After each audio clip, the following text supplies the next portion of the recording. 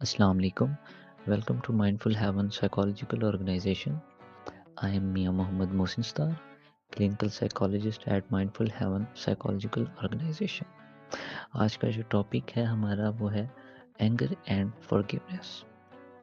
इससे पहले कि हम अपने टॉपिक की तरफ जाएं, अगर अभी तक आपने हमारे चैनल को सब्सक्राइब नहीं किया तो हमारे चैनल को सब्सक्राइब करें और बेल आइकन को प्रेस कर दें ताकि हमारी आने वाली तमाम लर्निंग वीडियोस आप तक पहुंच सके।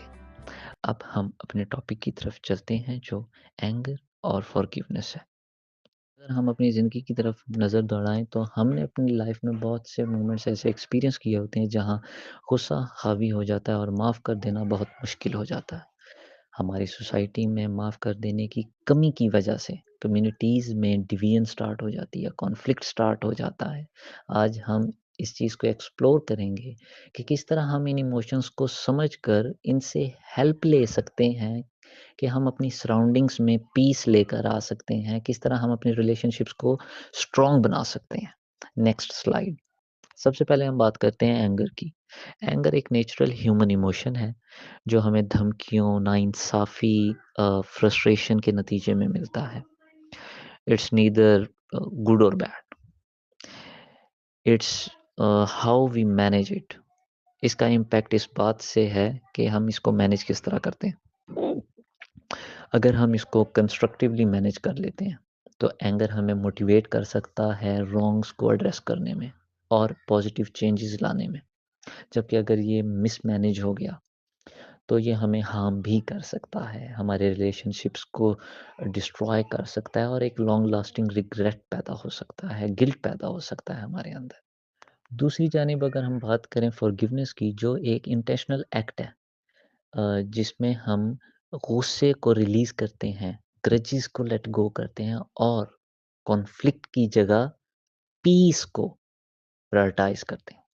फॉरगिवनेस इस चीज़ को नहीं कहते कि जो हमारे साथ हुआ उसको भूल जाएँ, बल्कि जो हमारे साथ हुआ उसका जो इमोशनल बर्डन है उससे खुद को फ्री करना और हीलिंग की तरफ अपना राह हमवार करने को कहते हैं।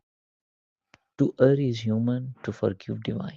अलेक्जेंडर पोप का कोट है जो हमें फॉरगिवनेस की वैल्यू को याद करवाता है। जो हमें ह्यूमन फ्लॉज़ को देखने की बजाय हमें पीस, कंपैशन, हार्मनी के करीब लाता है। Next slide please. उसे को बेहतर समझने के लिए इसको 3 हिस्सों में डिवाइड किया गया। इमीडिएट एंगर, जो किसी भी सिचुएशन को फ़ौरन रिस्पॉन्स आता है जिसकी वज़ह से हमें गुस्सा आ जाता है और वो क्विकली सबसाइड भी हो जाता है। फॉर एग्ज़ाम्पल, हमें ऐसा महसूस होता है, फ्रस्ट्रेशन महसूस होती है जब कोई हमें ट्रैफ़िक में क्रॉस कर जाए, लेकिन वो जब मोमेंट पास हो जाता है तो ख़त्म, वो फ़ेड अवे हो जाती है एंगर। अगर इस एंगर को आसानी से, आराम से, तहम्मुल से हैंडल किया जाए तो लॉन्ग लास्टिंग इम्पैक्ट नहीं होते। जबकि दूसरी तरफ स्मोल्डरिंग एंगर है, वो लिंगर ऑन करती है, वो इमीडिएट एंगर की तरह नहीं है। वो लिंगर ऑन करती है जब हम resentment, frustration over the period of time hold on करते हैं उस चीज़ को, ठीक है? उस इवेंट को हम बार-बार अपने माइंड में रिपीट करते रहते हैं। ये हमारे इमोशनली हमें डैमेज तो करती है, हमारी इमोशनली वेल-बीइंग को तो डैमेज करती है, साथ में हमारी डेली रूटीन को भी डिस्टर्ब करती है। फॉर एग्ज़ाम्पल, हम 2 कॉलीग्स के दरमियान डिसएग्रीमेंट हो गया किसी भी बात पे, तो क्या हुआ, एक बंदा, वो 2 कॉलीग्स उनमें से कोई भी बंदा है, वो बार-बार उस चीज़ को सोचेगा और उसकी वजह से अपसेट रहेगा। फिर हम बात करते हैं तीसरी, डिस्ट्रक्टिव एंगर पे, जो कि मोस्ट हार्मफुल फॉर्म है। इंटेंस है, अनकंट्रोलेबल है, जिसकी वजह से हमारे रिलेशनशिप्स डैमेज हो जाते हैं, हमारी फिजिकल हेल्थ डैमेज हो जाती है। डिस्ट्रक्टिव एंगर हमें रिग्रेटेबल एक्शंस की तरफ मूव करती है। जैसे फॉर एग्जांपल, हमने किसी को कुछ कह दिया या किसी के साथ ऐसा कुछ कर दिया जिसकी वजह से गुस्से की हालत में हमने ऐसा कुछ कह दिया जो हम बाद में वापस नहीं ले सकते, जिसके लॉन्ग लास्टिंग इम्पैक्ट हो सकते हैं। फिजियोलॉजिकल इफ़ेक्ट्स ऑफ एंगर भी होते हैं। एंगर सिर्फ हमें इमोशनली डिस्टर्ब नहीं करती बल्कि हमारी बॉडी को भी डिस्टर्ब करती है। जब हम एंगर की हालत में होते हैं तो हमारी बॉडी फाइट और फ्लाइट रिस्पॉन्स को या मोड को एक्टिवेट कर देती है, जो हमें हमारी बॉडी को हमारे अंदर चेंजेस आती हैं, हमारी हार्ट रेट तेज़ हो जाता है, हमारा ब्लड प्रेशर बढ़ने लगता है, हमारी ब्रीदिंग फास्ट हो जाती है, हम एजिटेटेड फेस फील करते हैं, रेस्टलेस फील करते हैं, हमारे अंदर हमारे हाथ, पाँव, हमारी बॉडी ट्रेम्बल करने लग जाती है और हम टेंस फील करने लग जाते हैं। Next slide please. अब हम बात करते हैं कि गुस्सा किस तरह मैनेज किया जा सकता है। इसमें जैसे कि आप देख सकते हैं कि चार्ट है अनहेल्दी एंगर और हेल्दी एंगर का। अनहेल्दी एंगर क्या है? इसमें डिस्प्रोपोर्शनेट रिएक्शन होगा, लॉन्ग लास्टिंग इम्पैक्ट होगा और डायरेक्शन होगी हमेशा रॉन्ग टारगेट की तरफ। फॉर एग्जांपल एक इंसान है वो ट्रैफिक में स्टक है और उसको कोई उस ट्रैफिक में क्रॉस कर जाता है।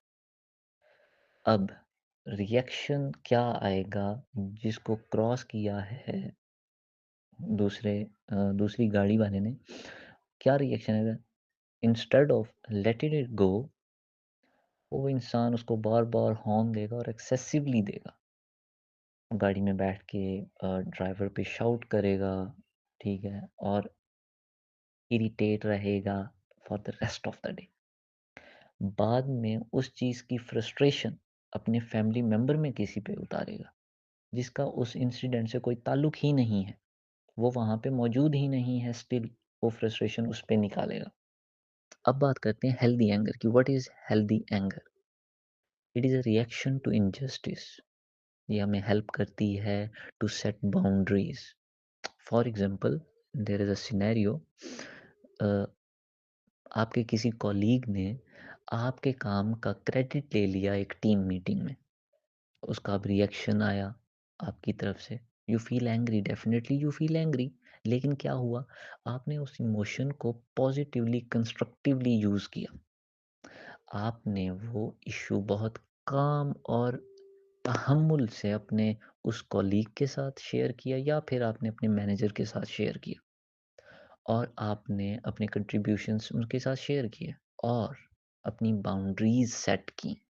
क्यों? ताकि फ्यूचर में ऐसा कोई भी इवेंट या कोई भी चीज़ दोबारा से रिपीट ना हो। Next slide. अब हम बात करते हैं कि डिफेंस मैकेनिज्म किस तरह एंगर को मैनेज करने में हमारी मदद कर सकता है। डिफेंस मैकेनिज्म क्या है? एक अनकॉन्शियस स्ट्रेटजीज हैं जो हमारा माइंड यूज़ करता है, हमें शील्ड करता है इमोशनल पेन और साइकोलॉजिकल डिस्ट्रेस से। ये हमें टेम्परेरी रिलीफ देता है। डिफेंस मैकेनिज्म पे रिलाई करने की वजह से हमारी लाइफ में, हमारी पर्सनल ग्रोथ में, हमारे रिलेशनशिप्स में समटाइम्स चैलेंजेस आते हैं। फिर बात करते हैं हम रिप्रेशन की।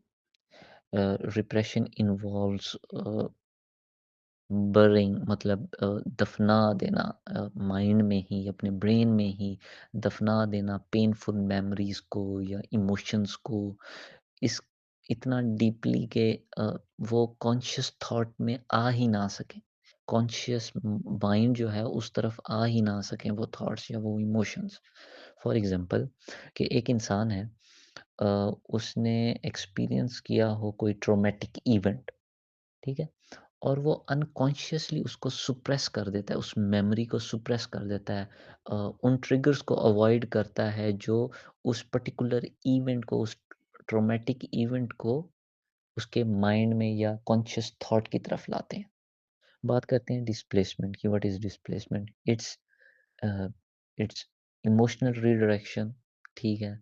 अमूमन हम अपना गुस्सा किसी सेफ़र टारगेट पे निकाल देते हैं। For example, a, a person, an employee had a stressful day, तो वो आदमी या वो एम्प्लॉय अपना गुस्सा किसी फैमिली मेंबर पे निकाल देता है बनिस्बत के उस वर्क प्लेस फ्रस्ट्रेशन को बैठता फैमिली को बताता या जो भी एक इमीडिएट पर्सन था उनसे शेयर करता, तो it might be a different case. Next slide. अब हम बात करते हैं फॉरगिवनेस की। What is forgiveness? Forgiveness, it is the intentional process जिसमें हम एंगर, रिजेंटमेंट, बिटरनेस, कड़वाहट, फ्रस्ट्रेशन, ग्रजेस को लेट गो करते हैं टुवर्ड्स समवन जिसने हमारे साथ कुछ बुरा किया हो। इसका ये हरगिज़ मतलब नहीं कि जिसने हमारे साथ बुरा किया हो उसको हम नज़रअंदाज कर दें या उसको हम माफ़ कर दें जो उसने हमारे साथ किया, बल्कि कंपैशन को अपने अंदर पैदा करें और जो उस सिचुएशन से रिलेटेड इमोशनल बर्डन है हम पे, हम उसको रिलीज़ कर दें। फॉरगिवनेस चूज़ करने के बेनिफिट्स भी हैं, फॉरगिवर के लिए अमूमन ज़्यादा हैं। हत्ता कि माफ़ कर देने से ऐसा लगता है कि ये ऑफेंडर के लिए गिफ्ट है, लेकिन ये फॉरगिवर के लिए भी गिफ्ट है। जब कोई भी शख्स फॉरगिवनेस चूज़ करता है, तो वो खुद को आज़ाद कर रहा होता है उन हैवी बर्डन से जो उसने एंगर और रिज़ेंटमेंट की शक्ल में उठाए होते हैं।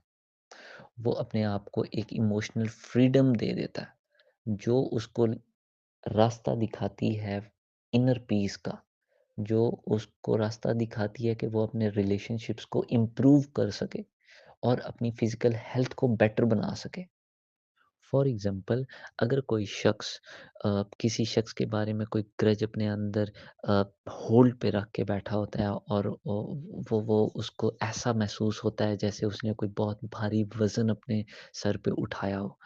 लेकिन अगर वो फॉरगिवनेस चूज़ कर लेता है, वो फॉरगिव कर देता है उस शख्स को, तो वो उस वेट से आज़ाद कर देता है खुद को और अपनी एनर्जी को रिक्लेम कर लेता है और उसके सराउंडिंग में, उसकी बॉडी में, अ, उसकी जो इनर पीस है वो रिक्लेम हो जाती है और हैप्पीनेस ही हैप्पीनेस है because he chose forgiveness. Next slide. बात करते हैं बेनिफिट्स ऑफ फॉरगिवनेस की। जब कोई शख्स एंगर और रिजेंटमेंट को लेट गो करता है, तो उसमें स्ट्रेस और एंग्जाइटी कम हो जाती है। लेकिन वही शख्स अगर किसी भी बात का ग्रज रखता है, तो उसका माइंड जो है वो वर्ल्ड गुर्दाब की तरह हमेशा फंसा रहता है। लेकिन फॉरगिवनेस चूज़ करता है तो उसकी लाइफ में क्लैरिटी आ जाती है, इमोशनल रिलीफ आ जाता है।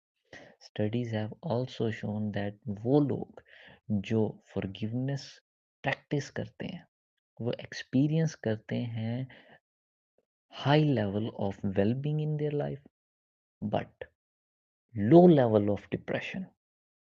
जैसे फॉरगिवनेस बेनिफिट करती है मेंटल हेल्थ को, उसी तरह हमारी फिजिकल बॉडी को भी बेनिफिट करती है। रिसर्च इंडिकेट करती है कि जो लोग फॉरगिव करते हैं दूसरे लोगों को, उनमें ब्लड प्रेशर लोअर होता है, उसी तरह उनके हार्ट हेल्थ जो है वो इम्प्रूव होती है और इवन उनका इम्यून फंक्शन जो है वो भी बूस्ट करता है। इसी तरह फॉरगिवनेस जो है हमारे सोशल बॉन्ड्स को भी स्ट्रेंथन करती है। फॉरगिवनेस जो है हमारे अंदर ट्रस्ट बिल्ड करती है।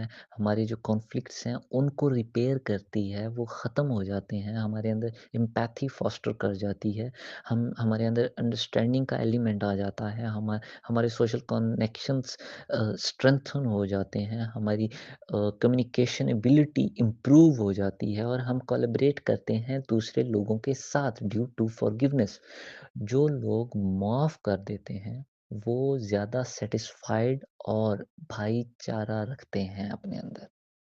इस पाई चार्ट में आप देख सकते हैं कि किस तरह सोशल इम्प्रूवमेंट्स आती हैं फॉरगिविंग बिहेवियर हो, अगर हमारा इमोशनल इम्प्रूवमेंट्स होती हैं, इमोशनली इन्हांस होता है इंसान, फिजिकल हेल्थ इम्प्रूव होती है। इसी तरह रिसर्च बताती है कि जो शख्स फॉरगिविंग होता है उसमें स्ट्रेस हार्मोन बहुत कम पाया जाता है और वो लोग ज़्यादा पीस पे होते हैं और हैप्पी फील करते हैं बनिस्बत उन लोगों के जो लोग ग्रजेस को होल्ड करते हैं। Next slide. अब बात करते हैं फॉरगिवनेस की नेचर की। फॉरगिवनेस की नेचर है क्या? इसको रिकॉग्नाइज़ करना ही हमारे लिए सबसे इम्पोर्टेंट है कि फॉरगिवनेस को हम रिकॉग्नाइज़ करेंगे कि एक ऐसा प्रोसेस जिसके ज़रिए हमें इमोशनल रिलीज़ मिले और ना कि हमारी मेमोरी इरेज़ हो जाए। हमें हीलिंग, माइंड हीलिंग, हमारी बॉडी हीलिंग करे, ना कि हमें हार्म हो। और forgiveness it's kind of personal, it is not require any immediate या लॉन्ग टर्म कंटिन्यूड कॉन्ट्रैक्ट हो विद द ऑफेंडर। जबकि दूसरी तरफ जो मिथ्स हैं, लोग इसको मिसअंडरस्टैंड कर जाते हैं कि ये फॉरगेटिंग है या एक्सक्यूजिंग है, या जिसने हमारे साथ बुरा किया उस बिहेवियर को नज़रअंदाज कर देना इज़ फॉरगिवनेस, या ऑटोमेटिक रिकंसिलिएशन हो जाए, this is myth. Next slide please. मैं उम्मीद करता हूँ कि अब तक जो कुछ भी हमने एंगर और फॉरगिवनेस से रिलेटेड बयान किया है, आप सबको समझ आया होगा, क्योंकि उनको समझे बगैर हम प्रोसेस मॉडल ऑफ फॉरगिवनेस को नहीं समझ सकते, because they all are linked together. Process model of forgiveness, it has four phases. Phase number one is uncovering anger. इसमें क्या होता है, हम अपने इमोशंस को आइडेंटिफाई करते हैं जो पास्ट इवेंट के साथ जुड़े होते हैं। Second phase is deciding to forgive. इसमें हम कॉन्शियसली चूज करते हैं कि हमने रिजेंटमेंट, एंगर, ग्रजेस, फ्रस्ट्रेशन को रिलीज करना है। फिर third phase is working on forgiveness. इसमें क्या होता है, हम उन स्टेप्स में इंगेज हो जाते हैं कि हमने किस तरह मैनेज करना है और रिलीज करना है इन इमोशंस को, इन नेगेटिव एनर्जी को। Fourth phase is discovering freedom. इसमें क्या होता है कि हम एक्सपीरियंस करते हैं sense of peace, emotional liberation को, हैप्पीनेस को। चारों फेजेस एक दूसरे को बिल्ड अप करते हैं, they are interconnected. Let's go to the next slide and we will discuss it in detail. Phase one, uncovering anger. Before we move towards forgiveness, हमारे लिए बहुत ज़रूरी है कि हम ये समझें कि हमारे गुस्से की इंटेंसिटी कितनी है, क्योंकि नज़रअंदाज करना या उसको दबा लेना गुस्से को, it does not make it go away, बल्कि वो और ही ज़्यादा रूट्स में बैठता जाएगा, और हमें बहुत देर बाद जाके ये चीज़ रियलाइज़ होगी, या मे बी रियलाइज़ भी ना हो बाद में। Just question yourself, how has anger affected your life? Just take a moment and think about it, कि किस तरह एंगर लाइफ को अफेक्ट करता है, या आपकी जो रिलेशनशिप्स हैं, क्या वो अफेक्ट हैं लिंगरिंग रिजेंटमेंट की वजह से, या ऐसी कोई सिचुएशंस हैं आपकी लाइफ में जहाँ पे आपने खुद को रिपीटेडली अपसेट फेस किया हो with the passage of time. ये ऐसे क्वेश्चंस हैं जिससे आप अपने एंगर को अनकवर कर सकते हो। आपको पता चल सकता है कि आप कितने सेल्फ अवेयर हो अपनी अपनी अपनी इमोशंस से रिलेटेड। इसी तरह फॉर एग्जांपल, कि आप एंगर को एज एन इमोशन कंसीडर करो, कि उसको कितनी केयरफुल एग्जामिनेशन की ज़रूरत है। ठीक है, उसके बाद फिर जब आप इस चीज़ को कर लोगे, तो आपको पता चल जाएगा कि आपका जो गुस्सा है वो कितनी डेप्थ में आपके अंदर है। क्या इधर के वो हीलिंग में कितना टाइम लेगा आपको, क्या आपके लिए कितने स्टेप्स में ईज़ी है कि आप अपने इमोशनल बर्डन्स को रिलीज़ कर सको और फॉरगिवनेस को अपना सको। जैसा कि आप देख सकते हैं, अनकवरिंग एंगर, एक साइड पे है effects of anger, emotional impact है हमारी लाइफ में, हमारे बिहेवियर्स चेंज हो जाते हैं, हमारी बॉडी लैंग्वेज चेंज हो जाती है, हमारा एटीट्यूड चेंज हो जाता है। उसके रिजल्ट में डिफेंस मैकेनिज्म हम यूज़ कर रहे होते हैं, डिफरेंट डिफेंस मैकेनिज्म्स यूज़ कर सकते हैं। Denial, projection is just an example. Let's move to the second phase. Next slide. Phase two, deciding to forgive. Forgiveness शुरू ही एक कॉन्शियस डिसीजन से है कि हमने लेट गो करना है पास्ट स्ट्रेसफुल इवेंट्स को, और फोकस करना है हीलिंग पे। ये एक चॉइस है हमारी कि हम रिलीज़ करना चाह रहे हैं अपने इमोशनल बर्डन को, जिसकी वजह से हम इतना लो या लेज़ी फ़ील करते हैं, और हमने एम्ब्रेस करना है, अपनाना है एक ऐसे पाथ को जो हमें इनर पीस की तरफ लेकर जाए। ऐसे कौन से स्टेप्स हैं जो हमें फॉरगिवनेस के करीब ले जाएँगे? Number 1, turning away from the past. इसमें हमने अपने पेन को एक्नॉलेज करना है, ना कि उसकी वजह से हम जाने जाएँ। इस स्टेप ये स्टेप हमें ये सिखाता है कि हमने पास्ट इवेंट जिसने हमें हर्ट किया, उसके साथ एक बाउंड्री सेट करनी है, ताकि वो हमें फ्यूचर या प्रेजेंट पे फोकस करने दें। जब वो बाउंड्री सेट हो जाएगी तो हमें फोकस अच्छे से कर लेंगे। Second step is envisioning a positive future. इसमें क्या करना है? हमने एक ऐसी फ्री लाइफ इमेजिन करनी है, या सोचनी है, फोकस करनी है, जिसमें कोई किस्म का grudge, resentment, anger does not exist. Third step is commitment to forgive. किसी को माफ़ करने के लिए बहुत सी अनथक कोशिश करनी पड़ती है। जब हम ये कमिट कर लेते हैं कि हमने अपने इमोशंस पे काम करना है और एक हीलिंग के प्रोसेस को अंडरस्टैंड करना है, समझना है, तब हम कामयाब होते हैं। और ये चीज़ ओवरनाइट नहीं हो सकती, उस पे काफ़ी एफ़र्ट लगता है, और वो हमारा अपना एफ़र्ट होता है। फॉर एग्ज़ाम्पल कि हम सोच लेते हैं कि जो फ़ॉरगिवनेस है वो एक सिग्नल की तरह है, रोड साइन है वो। फ़ॉरगिवनेस अहेड का एक सिग्नल, एक बोर्ड लगा हुआ है। तो जो हमें गाइड करेगा कि ये एक नया रास्ता है जो आपकी पर्सनल ग्रोथ को फ़ोकस कर रहा है। तो वी चूज़ दैट साइन, तो वो हमें डायरेक्शन दे रहा है। It leads us towards the journey of self healing, emotional freedom. Next slide. Phase 3, working on forgiveness. ऐसे कौन से स्टेप्स हैं जो हमें फॉरगिवनेस प्रैक्टिस करने में हेल्प करेंगे? Number 1, understanding. हमें अंडरस्टैंड करना चाहिए, पहला स्टेप, कि हमारी जो इमोशंस हैं उनकी क्या डेप्थ है। Then comes compassion, or developing empathy for the offender. Okay, हम offender की जगह खुद को रखें और सोचें कि उसका पर्सपेक्टिव क्या था कि उसने हमें वो हमारे साथ ऐसा किया। ये जो स्टेप है, स्टेप नंबर 2, कंपैशन, ये हेल्प करता है कि उस पर्सन ने जो हमें हार्म किया, क्यों किया? इट ह्यूमनाइज़ द पर्सन, और फीलिंग्स ऑफ एंगर और रिजेंटमेंट को वो कम करता है। Number 3 is accepting the pain. Acknowledge करना है हमने अपने पेन को, जो हमें अलाउ करेगा कि हम डिनायल और अवॉइडेंस से आगे जाएँ। एक्सेप्ट करें अपने इमोशंस को विदाउट एनी जजमेंट, और क्रिएट करें अपने लिए स्पेस जो हमें हीलिंग की तरफ लेकर जाएगा। फिर है number last, the final step is moral gift, offering a moral gift. अब फॉरगिवनेस जो है वो एक्सप्रेस्ड होगी डिफरेंट एक्ट्स के through.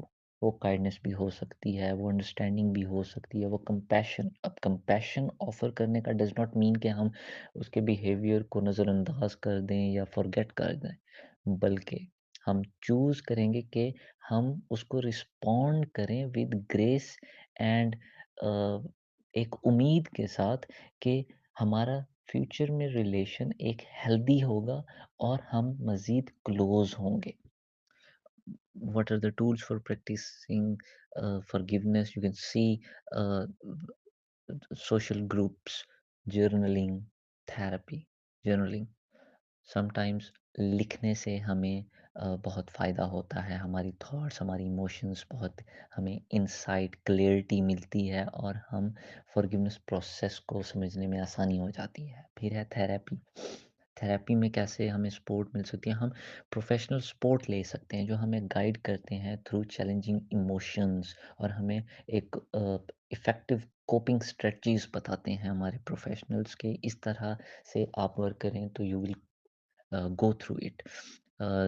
Then there is social groups, so sportive communities होनी चाहिए, engage करना चाहिए different groups के साथ जो जिनका focus हो healing और forgiveness, जो offer करते हों अपने different experience life experiences के साथ और practical advice के साथ।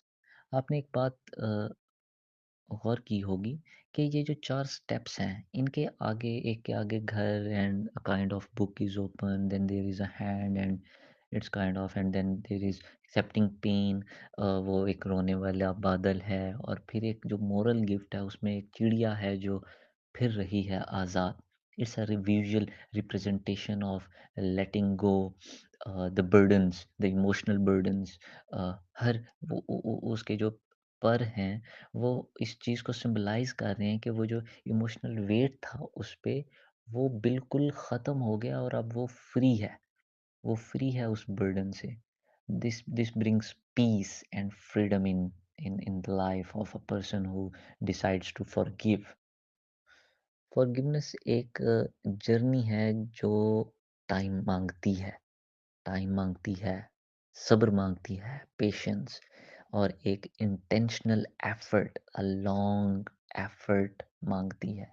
जब हम एम्ब्रेस कर लेते हैं, अपना लेते हैं एम्पैथी को, एक्सेप्टिंग पेन, कंपैशन और फिर हम जब काइंडनेस ऑफ़र करते हैं, तो हम तब अपने लिए एक ट्रू इमोशनल हीलिंग और ग्रोथ का रास्ता हमवार कर लेते हैं। Next slide. बात करते हैं last and final phase of the process model of forgiveness, discovery and release. Take a moment and reflect कि किस तरह फॉरगिवनेस ने हमें क्या सिखाया अपने बारे में। नंबर टू, किस तरह फॉरगिवनेस की वजह से हमारा व्यू, हमारी अप्रोच दूसरों के बारे में चेंज हुई। जब हम इन क्वेश्चंस ऐसे क्वेश्चंस को रिफ्लेक्ट करेंगे तो हम डिस्कवर कर लेंगे कि किस तरह से फॉरगिवनेस ने हमारी पर्सनल ग्रोथ और पर्सनल पर्सपेक्टिव को शेप किया है, मोल्ड किया है। पहले कुछ और था और अब कुछ और है। What we gain from this, emotional freedom, psychological freedom. Forgiveness हमें एक एक इनक्रेडिबल गिफ्ट प्रोवाइड करता है जो है फ्रीडम। जब हम रिजेंटमेंट और एंगर को रिलीज कर देते हैं तो अ, हम इमोशनल चेन से आज़ाद हो जाते हैं जिन्होंने हमें पास्ट के इवेंट्स के साथ बांधा हुआ था। फ्रीडम हमें अलाउ करता है कि हम पीस, क्लियरिटी और एक नई लाइफ इंजॉय कर सकें, एक्सपीरियंस कर सकें। फिर बात करते हैं हम पर्सनल ग्रोथ की। पर्सनल ग्रोथ और मैच्योरिटी किस तरह ये हमें प्रोवाइड करता है, क्योंकि ये एक अ, सिर्फ एक एक्ट नहीं, it's more than an act. ये एक ट्रांसफॉर्मेटिव प्रोसेस है जो पर्सनल ग्रोथ पर्सनल ग्रोथ को फॉस्टर करता है। हमें रेजिलियंस सिखाता है, हमें एम्पैथी सिखाता है, हमारे हमारे पेन को ओवरकम करने के लिए हमें हमें स्ट्रेंथ देता है। By forgiveness we develop emotional maturity. हमें हमें अपने लाइफ के चैलेंजेस को अंडरस्टैंड को नेविगेट करने की एबिलिटी प्रोवाइड करता है, कि हम उनको अंडरस्टैंड कर सकें प्रॉपर तरीके के साथ। फिर इसके बाद है सेंस ऑफ पर्पस, ये हमें देता है जब हम अपने पास्ट ट्रॉमेटिक इवेंट्स को लेट गो कर देते हैं तो ये हमें मौका देता है कि हम अपने फ्यूचर पे फोकस कर सकें। फॉरगिवनेस क्लियर करता है हमारा पाथ न्यू अपॉर्चुनिटीज के लिए, हेल्थियर रिलेशनशिप्स के लिए और एक सेंस ऑफ पर्पस प्रोवाइड करता है हमें। ये हमें हेल्प करता है कि हमारी जो खोई हुई एनर्जी थी वो हम रिक्लेम करें और हमें रीडायरेक्ट करता है कि हमारी एक्चुअल प्रायोरिटी क्या है, जो हमारे लिए क्या चीज़ ट्रूली मैटर करती है, हम उस पे फोकस करें। हम फॉरगिवनेस को इस तरह भी ले सकते हैं कि it's kind of a sunrise, कि it is a symbol of new beginning and endless possibilities, कि जस्ट लाइक कि सुबह की पहली किरण है, जो डार्कनेस, जो अंधेरा हमारी लाइफ में है उसको ये तोड़ देती है। और फॉरगिवनेस हमारी लाइफ में एक उम्मीद और एक नई उमंग लेकर आती है, जो एक ब्राइटर और पीसफुल चैप्टर होगा हमारे लिए। Next slide. अब बात करते हैं religious and culture perspective of forgiveness पर। Cross culture importance. फॉरगिवनेस जो है वो different major religions of the world की तालीमात में डीपली रूटेड है, डीपली रूटेड है। इसके बावजूद कि कल्चरल और स्पिरिचुअल बैकग्राउंड से होते हैं लोग, फॉरगिविंग एक्ट जो है वो सेलिब्रेट किया जाता है as a pathway to peace, harmony and inner growth. Islamic perspective की बात करें तो इस्लाम में फॉरगिवनेस को बहुत हाईली एम्फसाइज किया गया है। It is as a virtue that brings a person close to God. And the Quran beautifully encourages this in Surah Al Imran, who restrain anger and pardon people, and Allah loves the doers of good. This verse inspires Muslims to rise above anger and resentment while embodying kindness and mercy in their interactions. In Christianity, it also teaches forgiveness as a cornerstone of faith. In Buddhism, forgiveness is a practice of letting go of resentment and cultivate compassion and inner peace. It is viewed as a path to break the cycle of anger and suffering, allowing individuals to move forward with clarity and kindness. Next slide. Practical applications. Steps to integrate forgiveness into daily life, managing anger. These are different steps. We already discussed it in detail. Uh, Acknowledge the hurt, practice empathy, make a decision to forgive, focus on the present, set healthy boundaries, engage in self care, acknowledge the hurt. Anger जब peak पे है तो हम relaxation techniques use कर सकते हैं in process को follow करने के लिए, इस प्रोसेस को प्रैक्टिकली इम्प्लीमेंट करने के लिए रिलैक्सेशन टेक्निक्स हम यूज़ कर सकते हैं, हम पीएमआर यूज़ कर सकते हैं, हम माइंडफुल प्रैक्टिसेस यूज़ कर सकते हैं कि focus on the present without any judgment. हम डिफरेंट एक्टिविटीज़ कर सकते हैं, जैसे क्विक ग्राउंडिंग एक्सरसाइज है, 5 4 3 2 1 फॉर एग्जांपल, या आइडेंटिफाई 5 थिंग्स यू सी, तो चूज़ कर लेता है इंसान, ठीक है। डिफरेंट चीज़ें आइडेंटिफाई करने के लिए, या रिफ्रेमिंग थॉट्स करते हैं हम टेक्निक यूज़, नेगेटिव थॉट्स को चैलेंज करते हैं या इरेशनल थॉट्स को चैलेंज करते हैं जो एंगर बढ़ाती है, और फोकस करते हैं हम सॉल्यूशंस पे, रादर कि हम प्रॉब्लम को ही और ज़्यादा फोकस में रखें। Next slide. Transformative practices for anger and forgiveness, तो डिफरेंट हैं डेली प्रैक्टिसेस के लिए। ग्रेटिट्यूड जर्नलिंग है, जिसमें हम डेली बेसिस पे हमारा फोकस होता है पॉजिटिव मोमेंट्स लिखने का, जो हमें अपलिफ्ट करती हैं, जो हमें बूस्ट अप करती हैं। वो हम write down any 3 things that we are grateful for. Meditative reflection हो सकती है, 5 से 10 मिनट हम डेली बेसिस पे खुद को दें, जहाँ पे हम जिसमें हम बैठकर मेडिटेट करें और अपने एंगर को रियलाइज़, अपनी इमोशंस को रियलाइज़ कर सकें और एम्ब्रेस करें फॉरगिवनेस को। एक्ट्स ऑफ काइंडनेस हम कर सकते हैं, इंटेंशनली परफॉर्म कर सकते हैं एक्ट्स ऑफ काइंडनेस, चाहे किसी ने हमारे साथ बुरा छोटा-सा ही बुरा क्यों नहीं किया? तो और इसके अलावा हम रेनफ़ोर्स करें एम्पैथी को और प्रमोट करें हीलिंग को। इसके अलावा फ़ॉरगिवनेस लेटर्स हम लिख सकते हैं। एक छोटा-सा लेटर लिख सकते हैं हम उस इंसान को जिसने हमारे साथ कुछ बुरा किया हो या जिसने हमें कुछ कहा और हमें बुरा महसूस हुआ हो। और इस इंटेंशन के साथ उसको लिखना है कि we forgive you. It's a kind of cathartic step of letting go. इसके अलावा जो है माइंड को काम करने के लिए डीप ब्रीदिंग कर सकते हैं, माइंडफुल एक्सरसाइजेस कर सकते हैं। अपना पर्सपेक्टिव शिफ्ट करने के लिए ग्रैटिट्यूड जर्नलिंग है, रिफ्रेमिंग थॉट्स हैं, बिल्डिंग फॉरगिवनेस हैबिट्स हम यूज़ कर सकते हैं, जैसे फॉरगिवनेस लेटर्स है, मेडिटेटिव पर्सपेक्टिव्स है, ऑलरेडी डिस्कस किया है।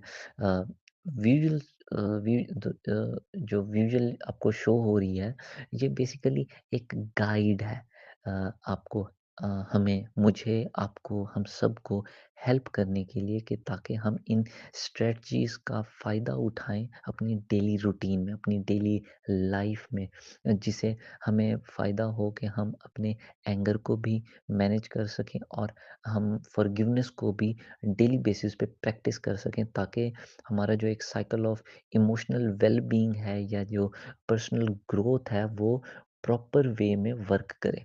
और याद रखिएगा कि ये जो टूल्स हैं, all these tools, all these practices are to use and to adapt for a unique journey for the unique journey of personal healing, personal growth, and the uh, growth of the surroundings. Next slide. Conclusion. A recap of the main points. Anger is normal. Forgiveness is transformative. Uh, Forgiveness does not change the past. कोई भी चीज़ आपका past change नहीं कर सकती, माफ़ी past change नहीं कर सकती, हाँ, लेकिन फ्यूचर में उसके पॉजिटिव इम्पैक्ट्स हो सकते हैं। It enlarge the future. Uh, a person can choose a path for emotional growth, choosing between anger and forgiveness. For anger, I would say acknowledge and understand its impacts, its consequences. For forgiveness, I would say embrace for personal transformation, for personal growth, for emotional growth, for for healing process. आज का topic हमारा complete हुआ। I hope you all learn something from this topic. मुझे उम्मीद है कि आपने कुछ ना कुछ ज़रूर सीखा होगा। आप हमारे साथ इसी तरह जुड़े रहें। इसी तरह हमारे चैनल पे आपको लर्निंग वीडियोस मिलती रहेंगी। अल्लाह हाफ़िज़।